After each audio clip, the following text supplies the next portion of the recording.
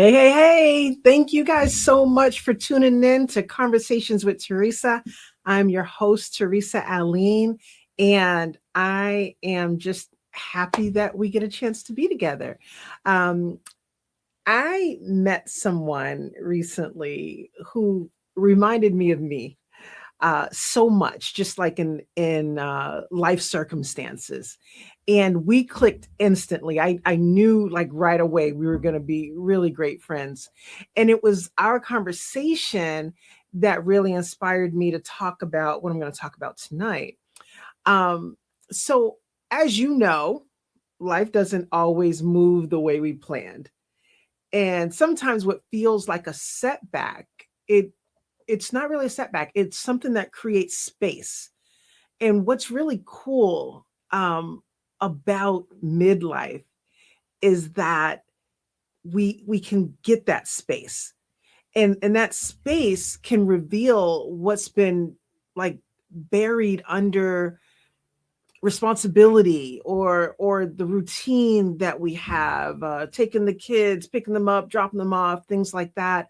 Or sometimes we're just kind of like in survival mode, like, okay, right? And what I want to talk about is when I got laid off. And like the layoff it is what it is, right? But what was really great about it was that I didn't like get laid off and then like rush into anything. What I decided to do, what my husband and I decided to do was to let me be me for a minute.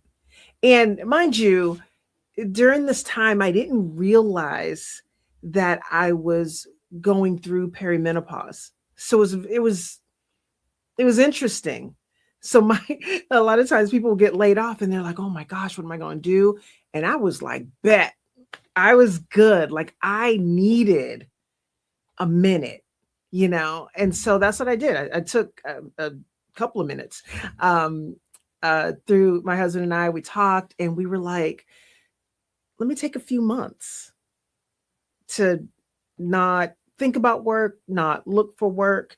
Now, mind you, as a parent, you're going to be working, right? It's not like I just laid around doing nothing. I was still hustling with the kids. So it didn't really feel like not work, but there was that, obviously there was some time in between that, they're going off to school and things like that. I had more of a chance to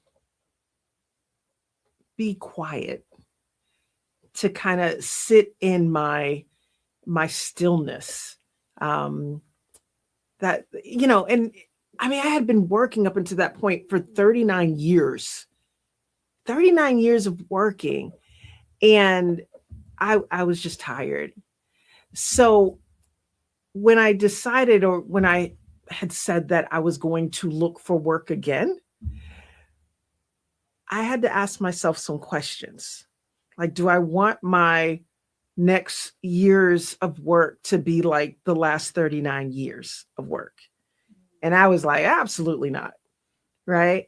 And so what I started asking myself, the questions I started asking myself was, what did I like about the work that I did and what I didn't like? And what is it that kept rising up? Like if you're talking with someone and you ask them a question and they're just like da da da da da, and then you ask them another question and they light up, right? That was what was happening to me as I was searching for jobs or my next move. What was it that I liked? What was it that sparked something in me? And the reality was that I I love to talk. I love speaking. I love encouraging people. I love connecting. I'm a good listener. I am really good at empathizing, and I'm really good at relating to people. I'm good at speaking and helping others to see things maybe just in a different way. Like I listen enough to be able to then relate, give them what it is that they need at the level that they need it. And then I realized that speaking is, it's not just something that I do, it's something that really resonates with me, you know? And when I was working those 39 years, because that's what we do, right? I didn't have time to really think about what it was that really lit me up, right? And we don't have the opportunity to stop. And I love that stop was forced on me, you know. It wasn't a bad thing. It just wasn't. And you may also be coming into things that you don't choose, that is making you stop, is making you realize something. And that's good. It is a good thing. It may not feel good, right? And I remember thinking, when I as I wasn't working, when I wasn't working, and when I say working, I wasn't going to a 9 to 5 working. I work. Um, but I remember when people would ask me, "Oh, what do you do for work?" And there was that kind of like a little cringe, like, oh, I'm not working. I'm supposed to be working. I'm supposed to be looking for a job because that's what we do, right? But not always. Not always. It felt right to me not to work. It didn't feel right to say that I wasn't working because just kind of culturally, right? That's what you're supposed to do. Anyway, I say all that because there will be times where you kind of go against the grain. There'll be times when you're not going to go the path that everyone else goes. And I think especially, or at least what my experience is in midlife, is that I get a chance to make a whole new path. And that's what is so cool. Like I don't, it doesn't matter what the expectations that people have. And like I said, I could be tempted to go the path that everyone else goes or whatever. But I'm like, I'm looking at my life now, and I was like 39 years of working and just kind of doing, sort of like what I was told. But now, with all the experiences that I had, with that moment to pause and think, with the wisdom that I've been able to gather, I get to make my decisions now. I get a chance to choose what it is I like, what it is that I want to do, how I'm going after it. And because of the things that I like, speaking and talking with people, I've had some pretty cool opportunities to speak in small groups, larger groups, different stages. And two things that are coming up that I'm super excited about. One is the Aligned Woman Conference that's coming up in May, and there'll be some information that's coming on about that. But also, I've been selected to be a TEDx talker, a TEDx speaker. And that is just like, seriously. And there's a lot of people who, I don't mean to toot my own horn, but I am excited, right? And there's a lot of people who wanted to do that. And I was like, wait, I was chosen? Seriously? And why am I surprised, right? Because it's something that I'm like, yes, this is what I want to do. I have applied for jobs that I was well qualified for and didn't get it. Like what? Like I was like, what is going on with that? But these speaking opportunities, they're coming, and I think I know it's because this is what I was meant to do. And you also may be in that place of, wait, what am I supposed to be doing? Right? You may be questioning, like, is this what I want to do for the rest of my life? I was listening to something, hopefully I can remember. I kind of have perimenopause brain, but like if we're not doing what we are, um, not expected, what's the word? If we're not doing what we are called to do, we're not as happy as we can be. I can't think of I'll think of it later. But we've got to walk in the way that we're called. Otherwise, we're like always looking back. We're always trying to figure out, or we're just not fulfilled. So I want you to ask yourself, what keeps calling you?